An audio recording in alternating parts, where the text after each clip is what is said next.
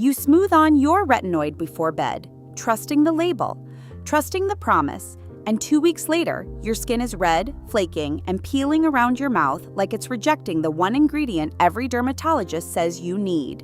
That's not your skin failing you. That's the formula failing your skin. Right now, the majority of retinoids sitting on drugstore and department store shelves rely on a conversion process that was never designed for the thinner, barrier-compromised skin women develop after menopause, and the irritation rate is so high that most women quit within the first month, long before collagen stimulation even begins. Today I'm breaking down exactly why traditional retinoids punish mature skin instead of helping it, the biological trap nobody explains at the counter, and the one formula built on a completely different mechanism that dermatologists have been quietly recommending for over a decade. By the end, you'll know exactly what to stop using and the single product worth replacing it with. Here's what nobody explains before you hit 50. Somewhere around menopause, your body quietly pulls the plug on estrogen, and estrogen was doing more for your skin than you ever realized. It was the thing keeping collagen production humming, keeping your skin barrier thick enough to protect itself, keeping moisture locked in instead of evaporating into the air the second you step outside. Once estrogen drops, collagen doesn't decline gently. You lose up to 30% of it in the first 5 years alone, and it keeps eroding by roughly 2% every year after that. The result isn't just fine lines, it's structural. Your skin gets thinner. The barrier that used to shrug off a slightly harsh cleanser or a new serum without complaint gets weaker, more porous, more reactive. Water escapes faster than it used to, which is why skin that once felt fine suddenly feels tight, dry, and unpredictable, even when you haven't changed a single product in your routine. And here's the cruel part, the part that turns this into a trap instead of just bad luck. This is precisely the stage of life when you need a retinoid the most. Collagen stimulation is the single most effective thing you can do topically to fight what menopause is doing to your face. But it's also the exact moment your skin is least equipped to tolerate one. The same thinning, weakened barrier that makes retinoids necessary is the one thing standing in the way of using them without your face rebelling. You're not imagining that skincare stopped working the way it used to in your 30s. It didn't stop working. The ground underneath it changed, and almost every retinoid on the shelf was never built for the skin you have now. Only the skin you used to have. So why does a product designed to help end up hurting instead? The answer is buried in the chemistry. And once you see it, you'll never look at a retinol label the same way. Traditional retinol doesn't actually do anything on its own. It has to be converted inside your skin, step by step, into retinoic acid, the active form that actually triggers collagen production. That conversion process sounds harmless on paper. In practice, it's where things go wrong. Each conversion step is a chance for irritation to build, and on skin that's already thinned and barrier compromised from menopause, that irritation doesn't stay mild. It escalates fast. This is the mechanism behind the dryness, the redness, the flaking, the peeling that shows up around week 2 or 3, like clockwork. Dermatology research has flagged these same effects for years. Localized dryness, peeling, heightened sun sensitivity, itching, all dose-dependent, all more pronounced the more reactive your skin already is. And most of the products marketed to this exact age group are still built on that same conversion pathway. The standard drugstore retinol creams lining the anti-aging aisle rely on it. Prescription-strength tretinoin, the gold standard dermatologists have prescribed for decades, relies on it too, often more aggressively. Both can absolutely work. Both are also well documented for causing exactly the irritation profile that mature, barrier-compromised skin can least afford. Nobody's lying to you about the ingredient. Retinoids genuinely are the most evidence-backed thing you can put on your face for collagen loss. What gets left out of the conversation is that the delivery method matters just as much as the active ingredient itself, and for decades, nearly every option on the market has been built around a delivery method that punishes the exact skin type that needs it most. Here's what the quitting cycle actually looks like, and if you've lived it, you'll recognize every stage. You buy the Retinoid. Maybe it's the one your dermatologist recommended. Maybe it's the one with glowing reviews online.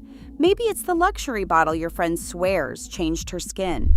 Either way, the first week feels promising. Skin looks a little brighter.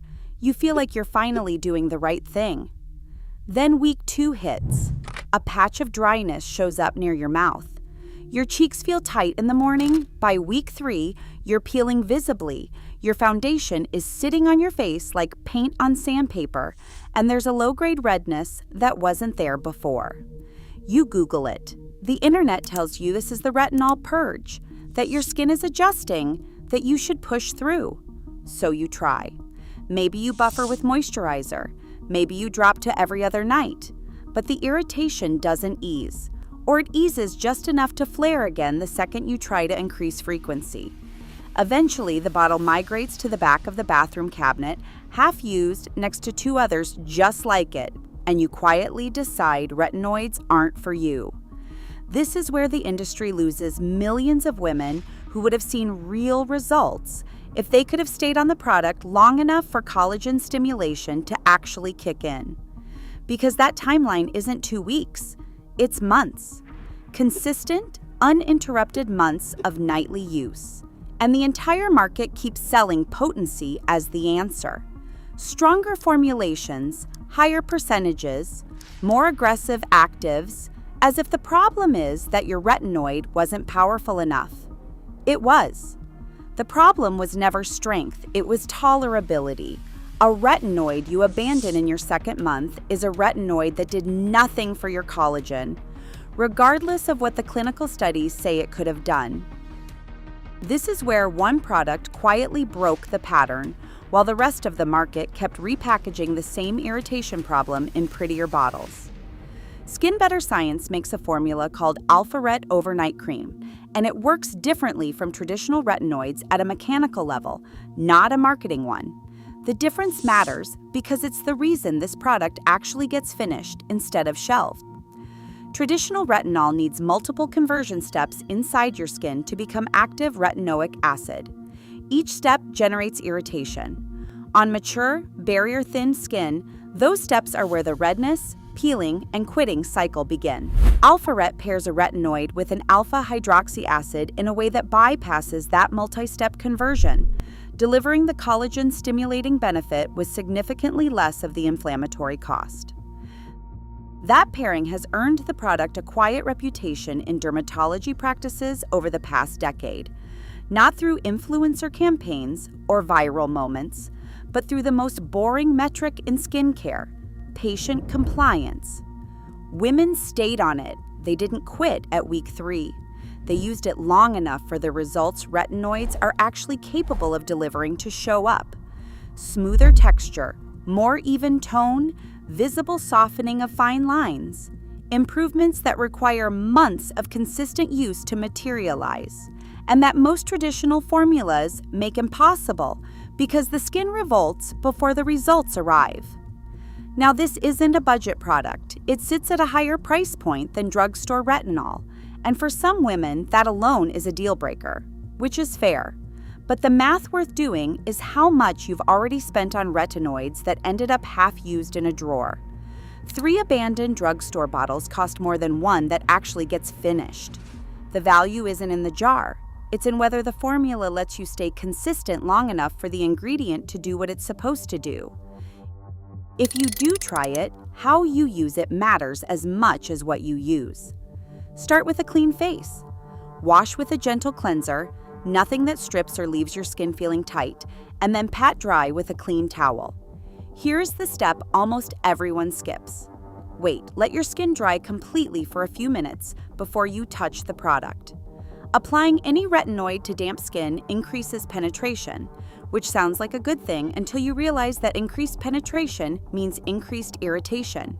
On mature skin already running a thinner barrier, that is the difference between waking up comfortable and waking up red. Damp skin and retinoids are not friends. Now, one pump. That is it. You get a large pea-sized amount, and the instinct will be to use more, because more should work faster or better. It will not. Using multiple pumps does not accelerate results. It accelerates irritation and wastes product. One pump every night is the whole protocol. The application order matters more than people think. Break that pea-sized amount into small dots across your face, but pay attention to geography. Your forehead and nose can handle a bit more product. Your cheeks get an even share. The skin around your mouth gets the least, deliberately, because that area is most prone to peeling and sensitivity in the first weeks of any retinoid, and it is where most women see the irritation that convinces them to quit. If you are applying to the décolleté, use a small amount separately and start slow. That skin is thinner than your face and reacts faster to any active ingredient. Once the product has settled for a couple of minutes, follow with a moisturizer over the entire treated area. Even with a well-tolerated formula, moisturizer acts as a buffer against any residual dryness overnight. And the next morning, sunscreen, SPF 30 or above, no exceptions, no skipping, no matter the weather. A retinoid without sunscreen is a renovation project with no roof. Now let me be straight with you, because honesty is the only thing that makes any of this worth listening to. Gentle does not mean zero risk. Every active ingredient interacts differently with every face, and mature skin in particular has earned the right to be cautious. Patch test before you commit. Introduce it gradually, especially around the mouth and décolleté, where irritation likes to announce itself first. If your skin is adjusting to a new routine or recovering from a reaction to something else, give it time to stabilize before adding anything active, no matter how well tolerated the formula is designed to be. If you're currently on a prescription retinoid or managing a diagnosed skin condition under a dermatologist's care, that relationship takes priority over any product recommendation in any video, including this one. This is not a replacement for medical-grade treatment when medical-grade treatment is what your skin requires. And I won't pretend price isn't a factor. Not everyone can or should spend at this level, and there are gentler retinoid alternatives at lower price points that may work for some women. The point isn't that this is the only retinoid that exists. It's that the problem most women are actually struggling with was never the ingredient. It was the delivery, and this is the clearest example of a formula that solved the delivery problem instead of ignoring it. The whole aisle is built to sell you strength. Stronger percentages, faster results, more aggressive actives. But the women who actually transform their skin after 50 aren't chasing the most powerful formula. They're using the one that stays in the rotation long enough to work. That's the real filter. Not price, not potency, not packaging. Whether you can stay on it long enough for the collagen to respond. If this changed how you think about what's sitting on your bathroom shelf, subscribe. Next time, I'm breaking down the ingredients the anti-aging aisle is quietly removing from formulas and hoping nobody notices.